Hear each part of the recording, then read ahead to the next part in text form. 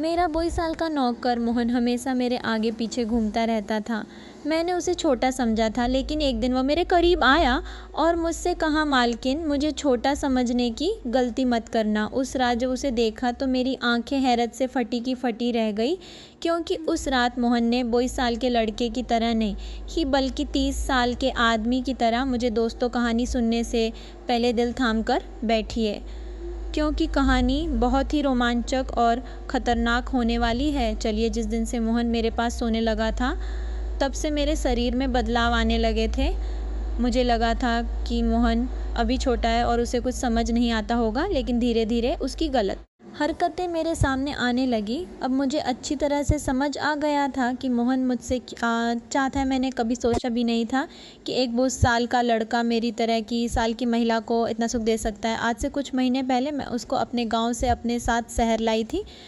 सिर्फ मैं और मेरा 1 साल का बेटा था। मेरे घर में सिर्फ मैं और मेरा 1 साल का बेटा था। जब मैं काम पर जाती थी तो मोहन मेरे बच्चे की देखभाल करता और वो मेरे घर का ध्यान रखता था। मैं बिना शादी के माँ बन गई थी। मेरे बॉयफ्रेंड ने शादी का झांसा देकर मेरे साथ प्रेम का खेल खेला। जब मैं गर्भवती हो गई तो मैं उसको बताने के लिए उसके घर गई और वहाँ मैंने देखा कि उसकी शादी हो रही थी। उसने मेरे साथ प्यार करने का नाटक किया। जब मैं गर्भवती हो गई तो उसने किसी और लड़की से शादी कर ली। मेरे पेट में पल रहे बच्चे को मारने का मेरा मन नहीं हुआ, और जब मैंने गर्भपात कराने का सोचा तब तक समय निकल चुका था। मैं 4 महीने की गर्भवती हो चुकी थी। जब मेरे मम्मी पापा को इस बात का पता चला और तो उन्होंने मुझे घर से बाहर निकाल दिया और मैं शहर आकर बिल्कुल अकेली रहने लगी।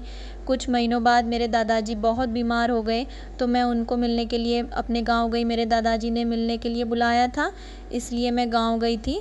जब मैं गांव पहुंची तो वहां पर सिर्फ मेरे दादाजी ने ही मेरे बेटे को प्यार से गोद में लिया था। मेरा बेटा अंश दादा जी की गोद में खेल रहा था। तभी मुझे मेरे ऑफिस से आया और मैं बात करने के लिए बाहर चली गई। जब मैं वापस आई तो मेरा अंश दादा के पास नहीं बल्कि घर के एक नौकर के पास था। मैंने देखा कि अंश उस नौकर के पास अच्छे से खेल रहा था। मैंने अपने बच्चे को उस नौकर से लिया और वहाँ से जाने लगी। तभी उस नौकर ने मुझे रोक लिया और कहने लगा, मालकिन, मुझे आपकी थोड़ी मदद चाहिए। मुझे पैसे की नहीं बल्कि काम की ज़रूरत है।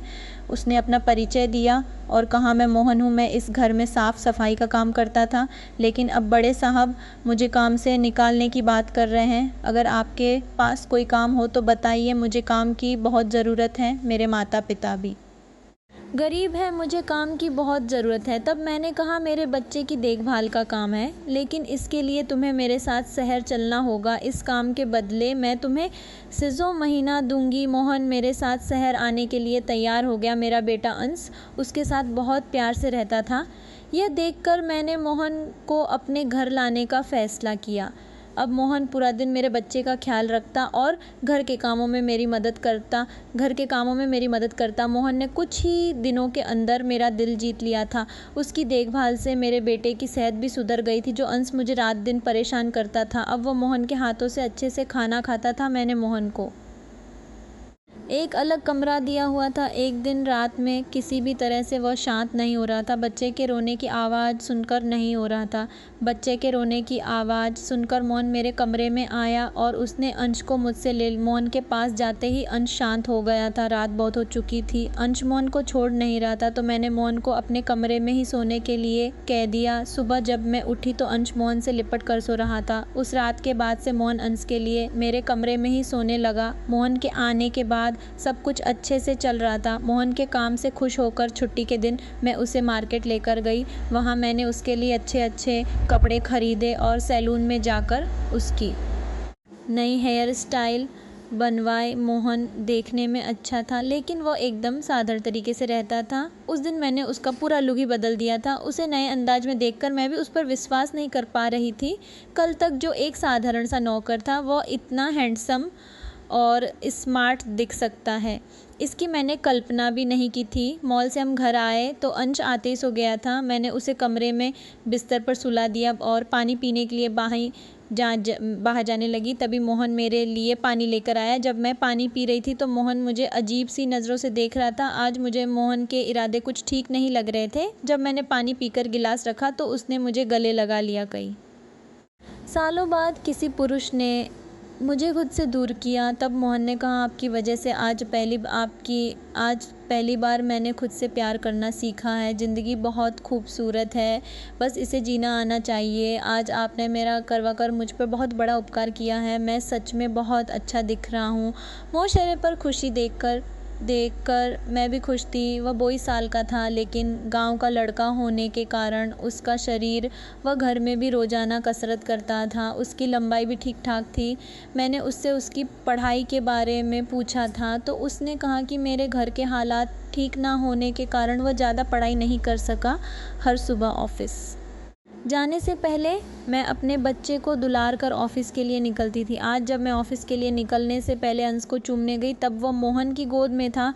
अचानक अंश ने अपनी गर्दन घुमाई और मेरे होंठ मोहन के गाल पर जा लगे। मुझे बहुत शर्मिंदगी महसूस हुई।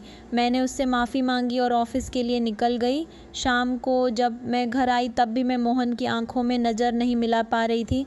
मोहन ने अंश को खाना खिलाकर सुला दिया था। फिर हम दोनों ने साथ में खाना खाया। खाना ख़त्म करने के बाद मैं अपने कमरे में गई। वहाँ मैं अपनी दवाइयाँ ले रही थी, क्योंकि आज मैं बहुत थक चुकी थी और मेरे सिर में बहुत दर्द था। उसी की दवा मैं ले रही थी। दवा लेने के बाद भी मेरा सिर बहुत दर्द कर रहा था। मैं अपने कमरे में सिर पकड़कर बैठी हुई थी। जब मोहन ने मुझे इस हालत में देखा, तो वह पूछने लगा कि मालकिन क्या हुआ है। जैसे ही उसे पता चला कि मेरा सिर दर्द कर रहा है, उसने मेरे सिर की मालिश शुरू कर दी।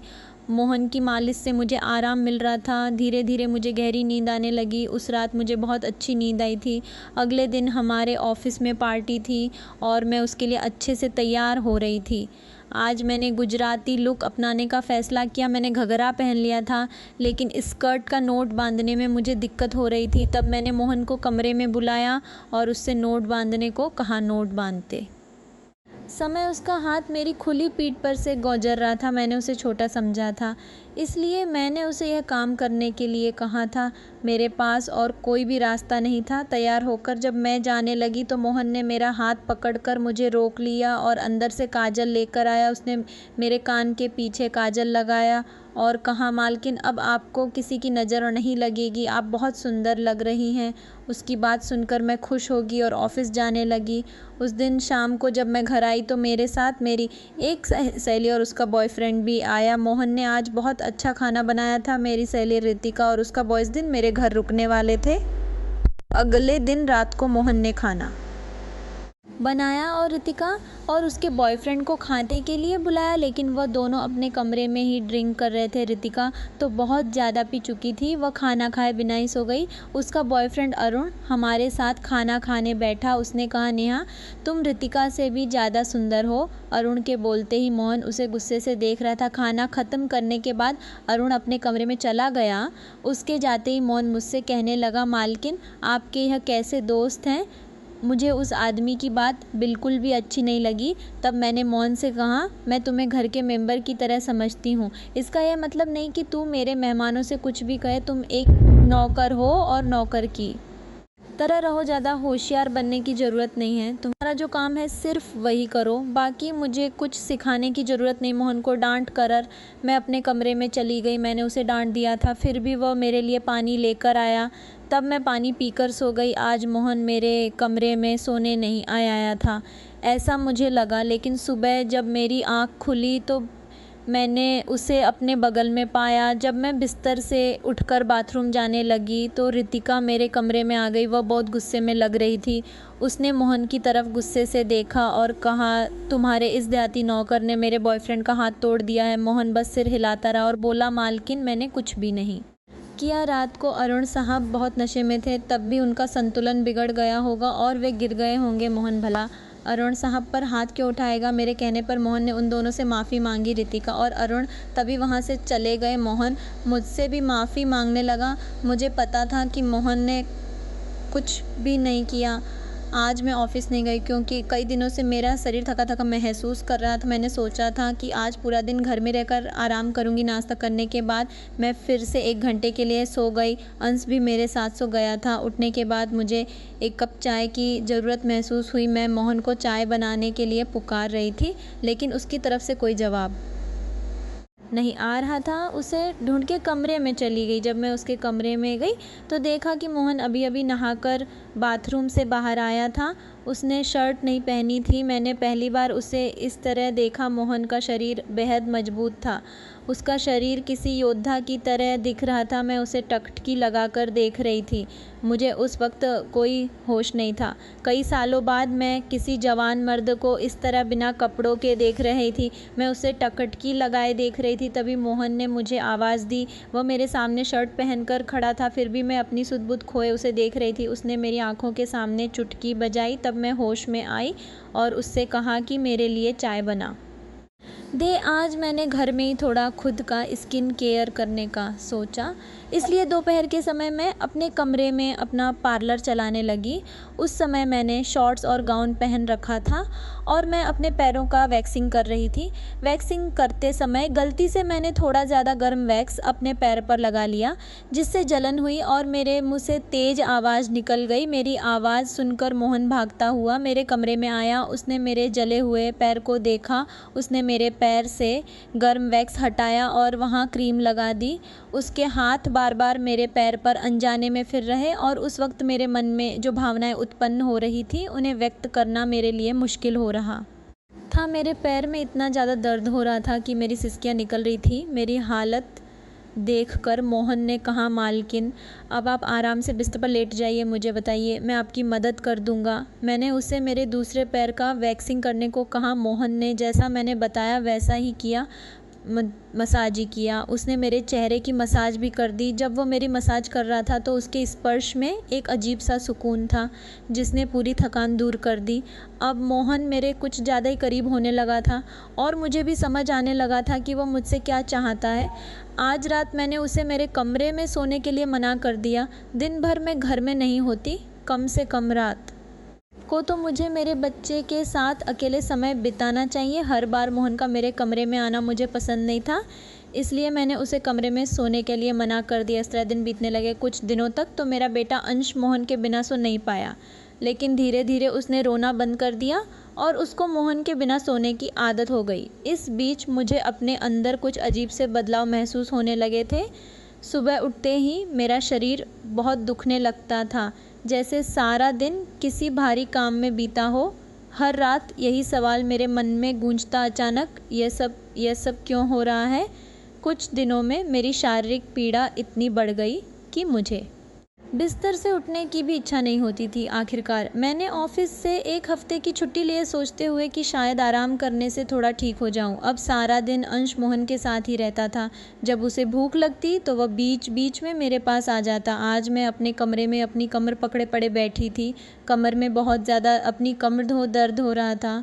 मन में कई ख्याल चल रहे थे। क्या ये दर्द कोई संकेत है? क्या मुझे किसी बड़ी परेशानी का सामना करना पड़ेगा? रात के 10 बजे का वक्त था। मोहन पानी लेकर मेरे कमरे में आया। मेरी कमर पर हाथ देकर उसने समझ लिया कि मुझे बहुत तकलीफ़ हो रही है। मोहन ने कहा, मैडम अगर आपको कोई आपत्ति ना हो तो मैं आपकी कमर की मालिश कर देता हूँ। मेरी कमर दुख रही थी कि मैंने उसकी मालिश की लाए हाँ कर दी, लेकिन उससे पहले मैंने अपने कमरे की लाइट बंद कर दी। छोटे 0 बल्ब की रोशनी में मेरी कमर उसे नहीं दिखेगी, इसलिए मैंने कमरे की बड़ी लाइट बंद करके 0 बल्ब जला दिया। मोहन ने धीरे धीरे मेरी कमर पर मालिश शुरू दी।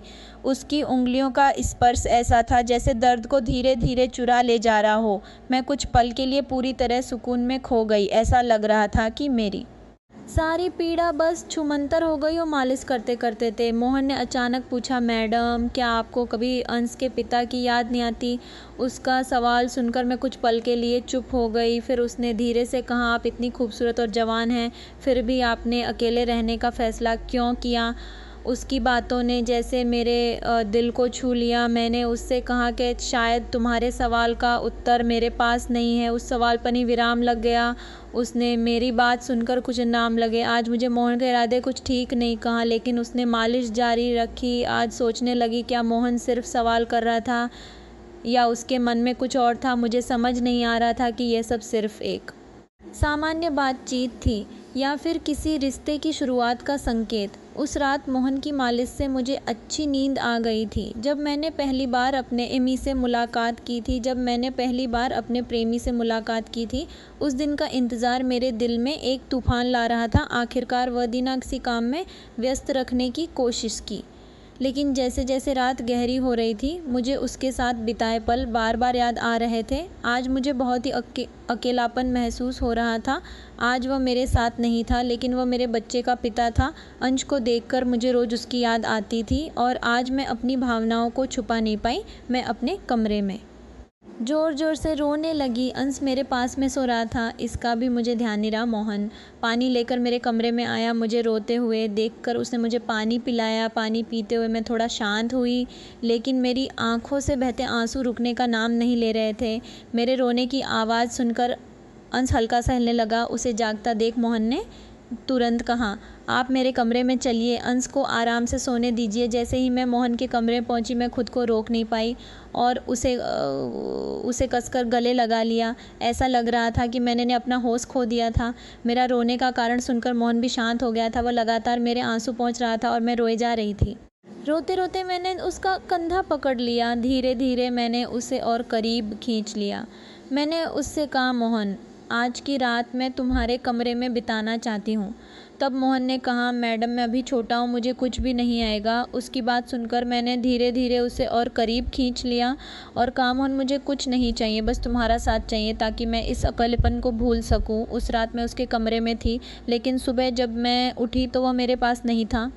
उसकी शर्ट वहीं पड़ी हुई थी। जब मैं बाहर गई तो मैंने देखा कि मोहन मेरे बच्चे को दूध और बिस्किट खिला रहा था। यह देखकर मेरे दिल को एक अलग सी खुशी का एहसास हुआ। मुझे अंश का ख्याल नहीं आया था, लेकिन मोहन ने नहीं भुलाया। उसने हम दोनों बेटे को खुश कर दिया था। रात की थकान के बाद मैं सुबह देर से उठी थी। दिन भर मोहन ने मुझसे नज़रें नहीं मिलाई। आज रितिका मुझसे मिलने घर आई थी। वह मोहन की तरफ देख भी नहीं घर आई थी, वह मोहन की तरफ देख भी नहीं रही थी। मोहन ने थोड़ी देर बातें करने के बाद रितिका जाने लगी। जाते समय उसने मुझसे कहा, जितनी जल्दी हो सके अपने नौकर को यहाँ से निकाल दो। वह दिखने में जितना मासूम लगता है उतना नहीं। उसकी बात का मैंने खास ध्यान नहीं दिया। रोज़ की तरह रात को खाना खाने के बाद मोहन ने मुझे पानी का गिलास मेरे कमरे में ला कर दिया और उसने अंश को भी सुला दिया था। अंश आज बाहर हॉल में झूले में सो रहा था। मोहन उसकी देखभाल कर रहा था। मैंने अपने कमरे की लाइट बंद कर दी और सो गई। कुछ समय बाद मुझे अंश की आवाज़ सुनाई दी। उसकी आवाज़ से मेरी नींद खुली। मैं उठने वाली थी कि तभी उसकी रोने की आवाज़ बंद हो गई। कुछ समय बाद मुझे अपने कमरे का दरवाज़ा खुलने की आवाज़ सुनाई दी। मैं चुपचाप सब देख रही थी। मोहन मेरे कमरे में आया था। उसने मेरे पास आकर यह देखने की कोशिश की कि मैं सो रही हूँ या नहीं, और फिर उसने मेरा मोबाइल उठाया। उसकी वह खोजबीन देखकर मैंने जल्दी से कमरे की लाइट ऑन कर दी। मुझे जागता हुआ देखकर वह चौंक गया। मैंने उसके हाथ से अपना मोबाइल छीन लिया। मैंने उससे कहा, मोहन, यह सब क्या चल रहा है? तुम इस वक्त यहाँ क्या कर रहे हो?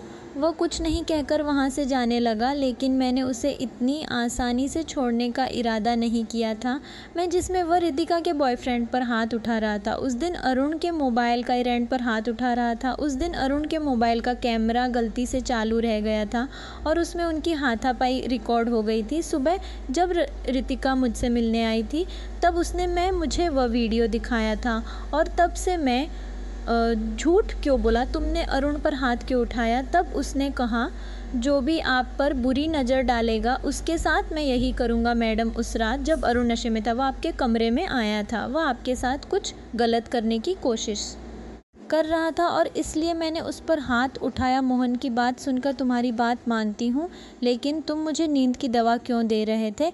आज मैंने तुम्हें मेरे पानी में दवा मिलाते हुए देखा है।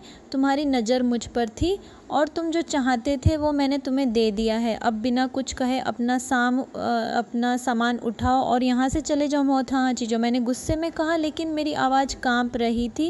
मेरी बात सुनकर उसने मेरी आंखों में देखा और जवाब दिया, आप जो सोच रही हैं वो गलत है। कल रात मैंने आपके साथ कुछ भी गलत नहीं किया। मैंने आपके पानी में सिर्फ एक हल्की नींद की दवा मिलाई थी, जिससे आप मेरे पास आते ही सो गई थी और मुझे आपके साथ कुछ भी गलत नहीं करना था। मैडम, आप जैसा सोच रही हैं वैसा कुछ भी नहीं हुआ है। मैंने कहा, सच सच बताऊं, तुम कौन हो और यह सब क्यों कर रहे हो? मैंने शक भर नज़रों से उसे देखा।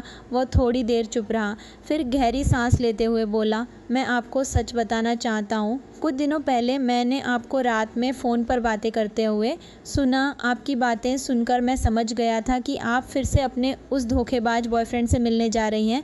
वह शख्स आपके लिए बड़ी मुसीबत का कारण बन सकता है। आप रात को उससे मिलने की योजना बना रही थी, इसलिए मैंने यह कदम उठाया और आपको नींद की दवाई दी। तुमने मेरी बातें सुनी, तुम कौन हो और तुम्हें मेरी ज़िंदगी में इतनी दिलचस्पी क्यों है? मैंने उसकी तरफ बढ़ते हुए पूछा। उसने कहा, आपके तैयब मुझे आपकी मदद के लिए यहाँ भेजा था। वो आपकी बहुत परवाह करते हैं।